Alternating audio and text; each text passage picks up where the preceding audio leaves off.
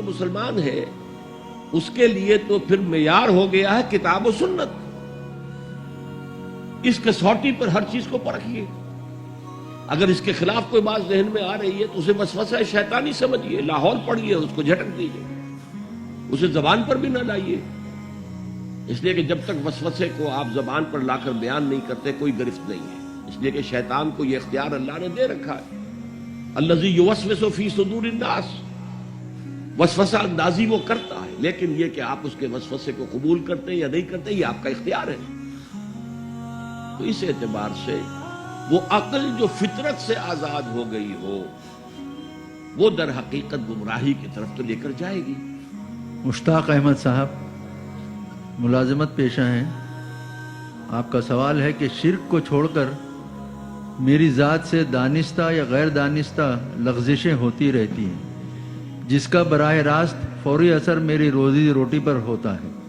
توبہ کرتا ہوں، نادم ہوتا ہوں، ضمیر بھی ملامت کرتا ہے، لیکن پھر گناہ کی کشش شجر ممنوعہ کو چھوڑے بغیر نہیں رہ سکتی. کیا انسان اس حد تک کمزور ہے؟ تدارک کیا کرنا چاہیے؟ تدارک کیا ہوگا؟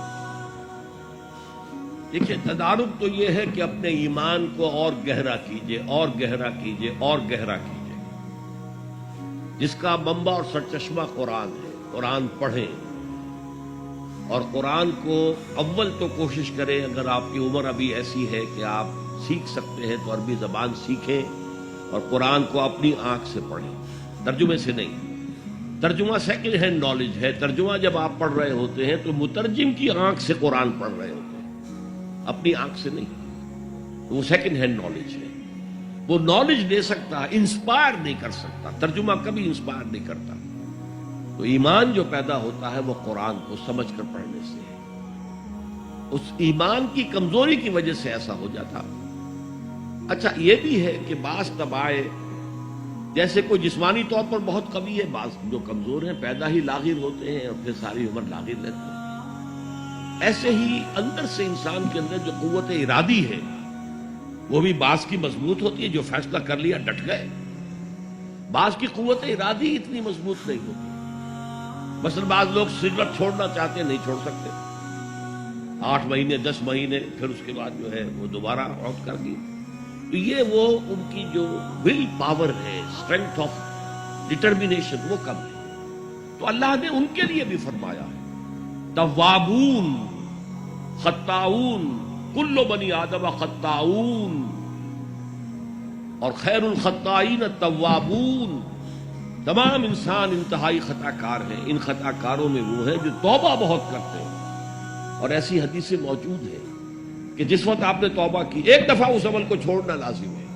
اس وقت یہ ارادہ ہونا چاہیے کہ اب دوبارہ نہیں کروں گا. اس وقت دل کے اندر جو ہے پشیمانی ہونی چاہیے. اور اگر وہ حقوق و لباد کا گناہ ہے تو یا تو جس کا پیسہ مارا ہے اس سے معافی حاصل کرے یا کمپنسیٹ کرے. اس لیے کہ حقوق و لباد کے جو معاملات ہیں وہ اللہ معاف نہیں کرے گا. اپنے حقوق کو معاف کرنے میں وہ بہت سخی ہے. اس کے بعد آپ کچھ عرصے کے بعد پھر گناہ ہو گیا، پھر توبہ کریں. پھر گناہ ہو جائے پھر توبہ کریں. جڑے رہیں اللہ کے ساتھ. میں اس کی مثال دیا کرتا ہوں، کسی بچے کو ماں مار رہی ہے، وہ بچہ ماں ہی سے لپٹ رہا ہے. اسی طریقے سے اللہ سے لپٹے رہو اور سمجھو کہ ہاں یہ مجھ سے گناہ ہو رہا ہے، پھر دوبارہ. تو اس لیے کوئی حرج نہیں ہے. اگر آپ کی قوت ارادی کمزور ہے تو اللہ تعالیٰ جو ہے آپ کی جو بھی قوت اس نے آپ میں رکھی ہے، آپ کے جینز میں کوئی کمزوری ہے تو میں بیان کر چکا ہوں کہ جو شاکلہ انسان کا ہے، قل کل یعمل علی شاکلتہ، یہ وہ جینز کے ذریعے سے بنتا ہے اور ماحول کی وجہ سے بنتا ہے.